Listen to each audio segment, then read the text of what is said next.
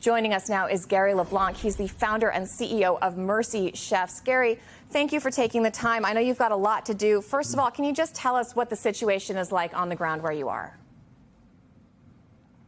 Well, it is still very frantic trying to recover bodies, but also to find those people that are missing. Search and rescue teams have been working through the night, and we were able to feed 500 of the search and rescue and law enforcement people dinner last night. And it's just a welcome reprieve for them as they go about doing unspeakable work. How quickly were you and your team able to get there? And you said you've done 500 meals just last night alone. Do you know how many meals total you've been able to serve since you arrived on site? Yeah, our team immediately mobilized. We were making deployment plans on the 4th of July, and actually 4 of our core staff live here in Texas, so we were able to be on site almost immediately. 500 was our first meal last night. We're doing thousands and thousands of meals today. We'll be able to ramp that up to any number that's required. Why is this something that you guys want to do? I mean, I've been to a lot of disaster zones, a lot of war zones, and it's just amazing what happens when you serve people who've had some of the worst days of their lives a hot meal. What have you seen when you've been talking to people, and why is this work important? Well, it is amazing what can happen over a shared meal. We do it as family, we do it as friends, but when you're doing it with somebody on likely the worst day of their life, it gives them a moment of hope.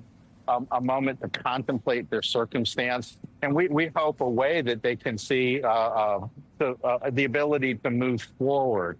Folks in these situations just want to know they haven't been forgotten.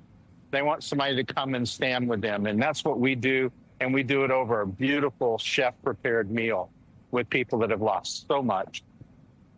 As you're sitting across the table from these folks, what do they need? What does the state need? What does the area need? Are they getting resources? What are you hearing from people?